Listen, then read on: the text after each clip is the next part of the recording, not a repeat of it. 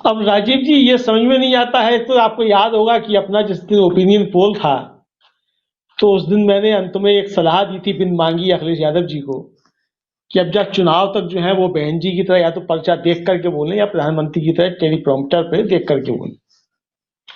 सलाह जो थी मेरी, अच्छी हो या बुरी हो ये तो मैं नहीं कह सकता, लेकिन मुझे लगता है कि वो सलाह मेरी उचित थी। बहरहाल चूंकि ये चुनाव का समय है और चूंकि प्रधानमंत्री बहुत ही कहा जाए तो चालाक किस्म के और राजनीतिक तौर पे बहुत ज्यादा श्रूड से कहा जाए वो हैं, और उनका पूरा एक समूह है जो बहुत प्रशिक्षित है बात का पतंगा बनाने में। हालांकि अखिलेश यादव अगर अपने बयान को वापस नहीं लेते तो इस पे चर्चा की जा सकती थी कि उसके निहितार्थ क्या है। अखिलेश यादव ने बयान लेकर के मतलब वापस लेकर के उस पर और मोहर लगा दी भाजपा कह रही। अगर वापस नहीं ले तो ये भी कहा जा सकता है चूंकि आखिरी समय कहा है तो सरकार का आखिरी समय कहा है, प्रधानमंत्री के लिए थोड़ी कहा है। ये थोड़ी कहा कि प्रधानमंत्री जो है उनका आखिरी समय आ गया है। तो ये सब बातें की जा सकती थी अगर उसको भारतीय जनता पार्टी उधम मचाती रहती। बात यही है कि या तो आप कुछ बोलिए नहीं, और बोलिए तो प्रधानमंत्री नरेंद्र मोदी की तरह उस पर जम के अड़े रहिए कि नहीं हमने जो कहा वही सत्य है। अगर बता दिया प्रधानमंत्री ने कि पाकिस्तान जो है वो अयोध्या में है तो कहिए हाँ अयोध्या में ही है। सारी दुनिया कहती है कि पाकिस्तान तो अलग देश है मगर आप कहिए अयोध्या में। तो ये जो तरीका प्रधानमंत्री का है वो फिर आपको लेकर के अपने अंदर आना पड़ेगा, क्योंकि देखिए झूठ बोलने में, गलत बयानी करने में, बात का पतंगा बनाने में, बात को मरोड़ने में भारतीय जनता पार्टी का मुकाबला आज के समय में कोई नहीं कर सकता। ये बात लोगों को समझनी होगी, खासतौर से विपक्ष के ऐसे लोगों को जो सीधे सीधे भाजपा से अपनी टक्कर होने का दावा कर रहे हैं। उनको समझना पड़ेगा आप कितने भी होशियार हो, आप कितनी भी बातें अच्छी करना जानते हो, लेकिन आप बातों को उस तरीके से तोड़ मरोड़ नहीं सकते और बात का पतंगा नहीं बना सकते। ये आपको समझना होगा। तो बहुत आपको जो है सोच समझ के बोलना होगा, क्योंकि और पूरी राजनीति भारतीय जनता पार्टी की है वो लोगों के नेताओं के बयानों पे ही निर्भर करेगी, क्योंकि काम तो कुछ किया नहीं है। अगर काम किया होता तो फिर बात होती, बहस होती कि काम पे अब बहस होगी कि भाई हमने जो इतने अस्पताल बनवा दिए कोरोना के दौरान, हमने इतने जो लोगों को मौत के मुंह में जाने से बचा लिया, तो ये सारी बातें होती थी। ये सब तो कहने के लिए है नहीं। 5 ट्रिलियन इकोनॉमी जो बनाने की बात थी वो 5 किलो अनाज पे आकर के जब टिक गई है तो आप समझ सकते हैं, यानी 70 सालों में ऐसे पहले प्रधानमंत्री हैं आदरणीय प्रातः स्मरणीय नरेंद्र मोदी जी, जो 23 करोड़ लोगों को जिन्होंने बेरोजगारी में धकेल दिया। ये तमाम अंतरराष्ट्रीय संस्थानों के आंकड़े। 23 करोड़ लोगों को बेरोजगारी के मुंह में धकेलने वाले 70 सालों में पहले प्रधानमंत्री हैं नरेंद्र मोदी जी। तो बात इस पे सब होनी चाहिए थी। तो मैं जैसे पहले भी कहता रहा हूं कि हमारा विपक्ष जो है, जो उसको जो बातें जिस पे करना चाहिए, जो असली मुद्दे हैं, आप उन पे बातें कर ही नहीं रहे हैं। आप जिन चीजों में बातें कर रहे हैं वो तो सब भाजपा को एक तरीके से फायदा पहुंचाने वाली हो सकती है, और फायदा पहुंचाने वाली ना भी हो लेकिन भाजपा को एक सेफ रास्ता जो देने के लिए वो जरूर हो जाएंगी, क्योंकि आप भाजपा से कोई सवाल नहीं कर पाए। मतलब आप अखिलेश यादव अगर भाजपा से सवाल करते तो अब वो 4-5 दिन के लिए सवाल रुक गए। अब वो सवाल नहीं हो पाएंगे 4-5 दिन तक, जब तक कि ये मामला जो है दब नहीं जाएगा। तो ऐसी स्थिति में आपको जो मतलब जरूरी नहीं है प्रधानमंत्री पे आक्रमण करके ही जो सारी बातें की जाए राजनीति तभी होगी।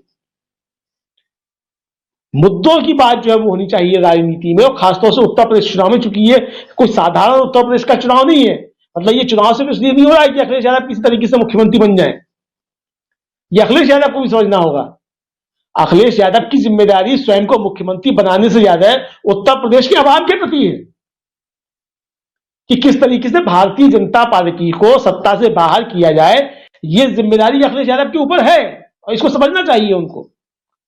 इसलिए मैं कह रहा हूं कि अखिलेश यादव को अब बहुत सोच समझ के और मतलब बातें करनी चाहिए। हालांकि ऐसा नहीं है कि कोई बहुत बड़ी बात साहब उन्होंने कह दी जिसपे कुछ हो जाए, लेकिन जो फिर बात रही है कि वापस लेकर के बयान को जो उन्होंने जो इन सारी बातों पे एक तरीका लगा दी कि उनकी मंशा भी शायद यही थी जो भारतीय जनता पार्टी कह रही है। जी राजीव जी।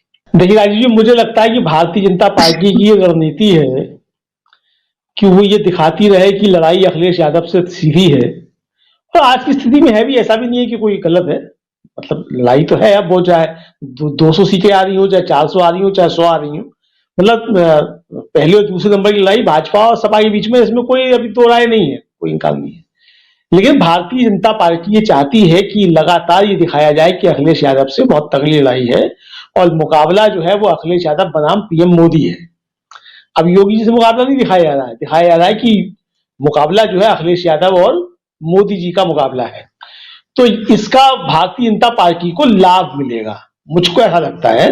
वो ये सोचते हैं कि इसका उनको लाभ मिलेगा, और लाभ ये मिल सकता है कि चूंकि जो कुछ कमियां अखिलेश यादव के अंदर भी, और हर व्यक्ति के अंदर कमियां होती हैं, ऐसा नहीं है कि सब देवता ही होते हैं। देवता तो केवल इस देश में अब एक ही है, वो प्रधानमंत्री आदरणीय प्रातः स्मरणीय नरेंद्र मोदी जी हैं।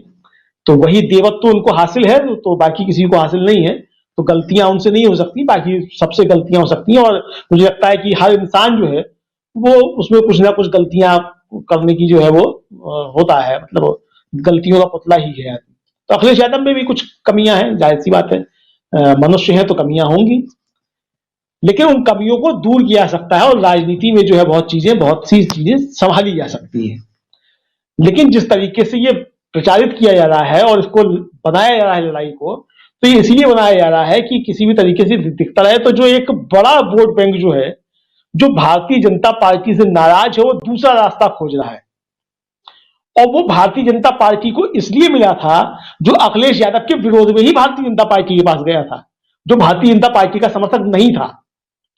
तो उस वोट बैंक को वापस भाजपा में लाने के लिए कि देखो देखो अखिलेश आ रहे हैं, देखो देखो अखिलेश आ रहे हैं, तो अखिलेश आ रहे हैं तो लौट के भाजपा में चलो, मतलब ये संदेश देने के लिए भारतीय जनता पार्टी इस रणनीति पर अच्छे तरीके से काम कर रही है।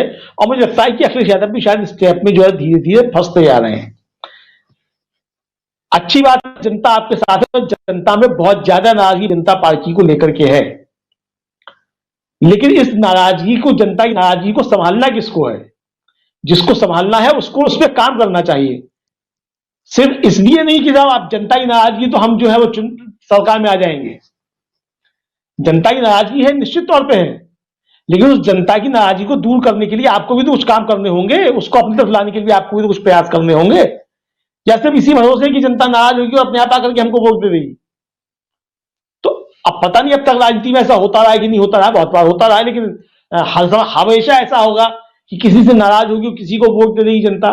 मुझे लगता है कि ये सोच ठीक नहीं है, खासतौर से ऐसे समय जब आपका मुकाबला जो है दुनिया की सबसे बड़ी तथाकथित पार्टी से है, और दुनिया की वो सबसे बड़ी पार्टी हो या ना हो, लेकिन संसाधनों के मामले में वो सबसे बड़ी पार्टी तो है दुनिया की। जितने संसाधन उसके पास हैं, जिस तरीके से उसके पास अपना एक तंत्र है वो उसके पास है, तो उससे लड़ाई लड़ने के लिए आपको बहुत सतर्क, बहुत सजग होकर के रहना पड़ेगा। और यहीं पे आकर के जो बहुत सी चीजें जो है वो जिसका आता पॉलिटिकल ट्रेनिंग जो है वो ध्यान देने की चीज होती है। चूंकि अखिलेश यादव के, मैं सवाल नहीं उठा रहा उनकी पॉलिटिकल ट्रेनिंग के ऊपर, क्योंकि वो मुलायम सिंह यादव जी के बेटे हैं, तो जाहिर सी तौर है कि पॉलिटिकल ट्रेनिंग घर में कुछ ना कुछ तो हुई होगी, ऐसा नहीं है कि नहीं हुई होगी। लेकिन वो गंभीरता जो मुलायम सिंह यादव के अंदर दिखाई देती है और रही, उसका अभाव कहीं ना कहीं जो अखिलेश यादव में छलकता है। और मुझे लगता है कि ये उनका एक माइनस पॉइंट इसको आप कह सकते हैं। हालांकि मैं फिर कहूंगा कि आज की तारीख में भारतीय जनता पार्टी को टक्कर देती हुई समाजवादी पार्टी ही दिख रही है, इसमें कोई दो राय नहीं है। लेकिन अखिलेश यादव को इस मौके को भुनाने के लिए बहुत प्रयास करने होंगे।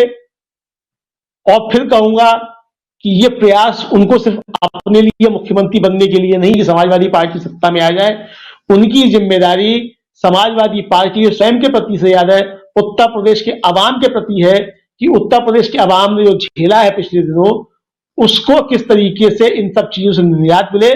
तो इसके लिए फिर अखिलेश यादव को थोड़ी सी रणनीतियां जो है वो अपनी कुछ ठीक करनी होंगी, कील कांटे अपने सब दुरुस्त करने होंगे, और तब जाकर के लड़ाई जो है किसी मोर्चे पर जाकर के पहुंचेगी।